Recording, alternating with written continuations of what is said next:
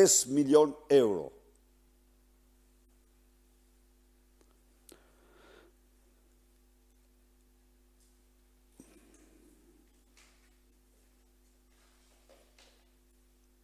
Rimbursim të ilaçeve për fëmijën e tretë apo më shumë në masën 120 euro në vit. Të paktën 8.000 fëmijë përfitojnë nga kjo dhe shuma është 1 milion euro në vit. Rimbursim ilaçesh. Rimbursimi i plot, fani.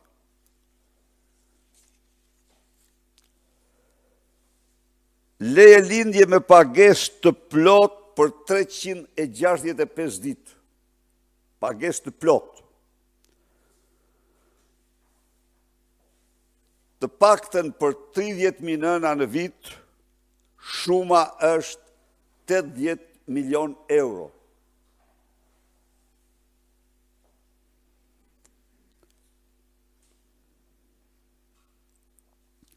Tatimi mbi të ardhurat personale, mbi pagën. Nënat me 3 fëmijë përjashtohen nga ky tatim. Nuk paguajnë tatim mbi të ardhurat personale. Baballarët me 4 fëmijë përjashtohen nga ky tatim.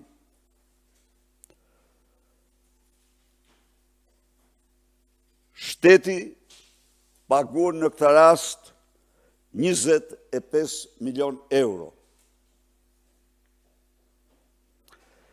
Kredi të butë,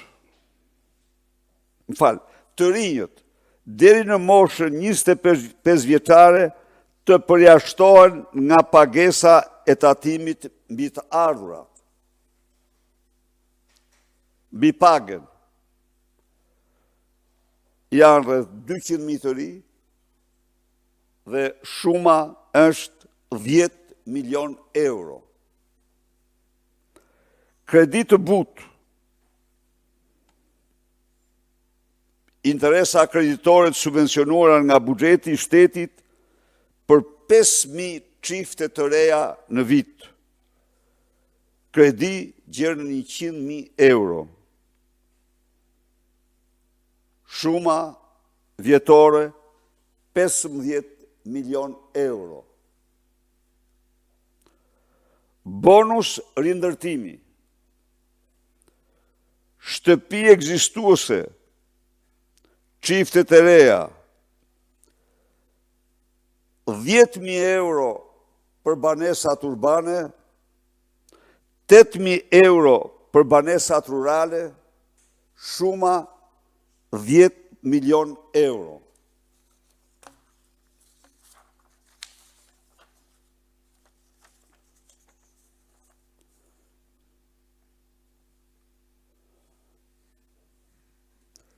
Subvencion, deri në masën 1/3 e vlerës shtesë që familja duhet paguaj për banesë më të madhe, si pasojë e shtimit të numrit personave në familje, linje të reja, por jo më shumë se 30.000 euro. Në total, të paktën 500 përfitues çdo vit, kjo arrin vlerën 15 milion euro.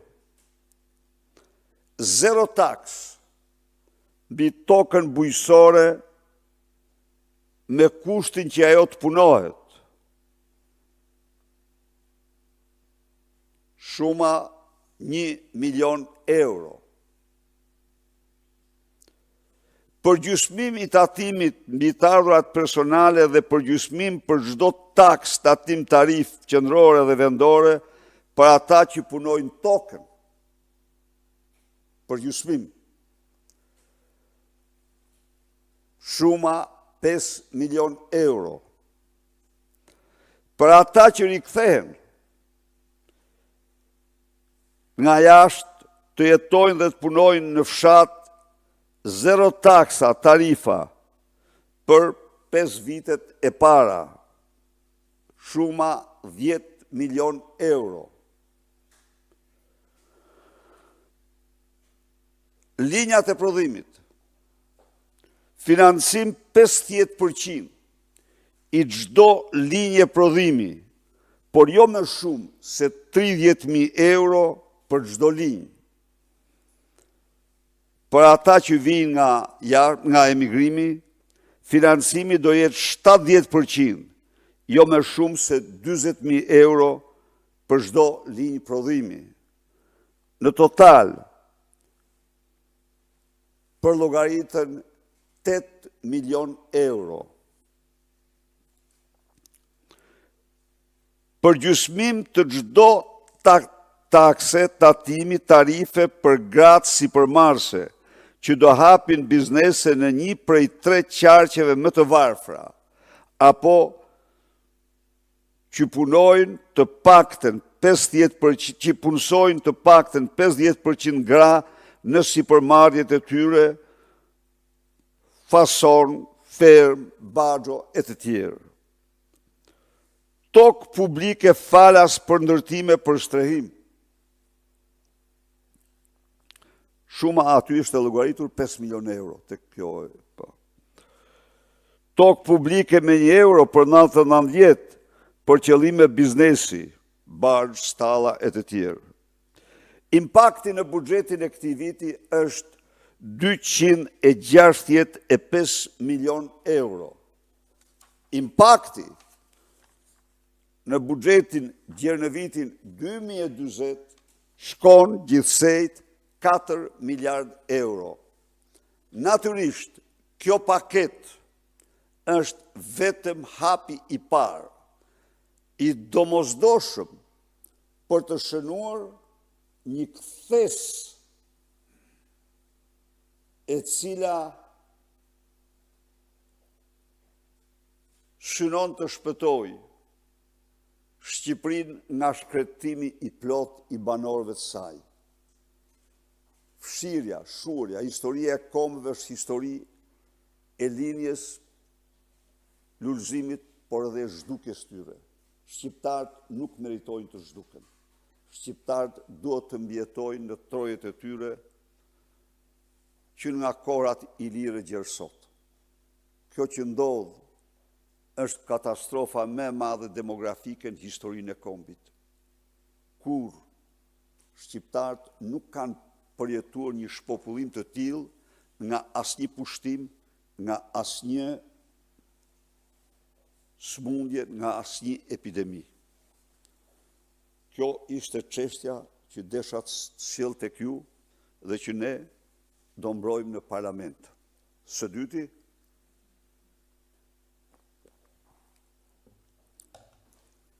dënoj me forcën më të madhe. Me forcën më të madhe.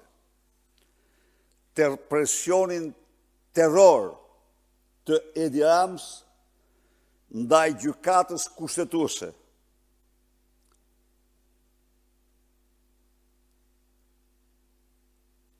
Dënoj me forcën më të madhe në një akt të pashembull. Ditën e djeshme a i ka ndërmarrë 2 sulme të egra që te i kalon dhe Madurën e Venezuelës ndaj gjykatës kushtetuese. Në përgjigjen e tij ndaj deklaratës së shoqatës gjyqtarëve, ku ata denonconin dhe dënonin ndërhyrjet brutale të Edi Rams mbi gjykatën kushtetuese për të mbrojtur vjedhjen e tij. Vjedhjen e tij me tunel në Llogaras është kap mat, nuk ka kulviz, është mat. S'del dot më. Dhe u vërsulet me një gjuhë që edhe Maduro doja ketë lakmi kur ta lexoj, kur t'ja përkthej. Çfarë kërkuan gjykatësit? Kërkuan të mos ndërhyet në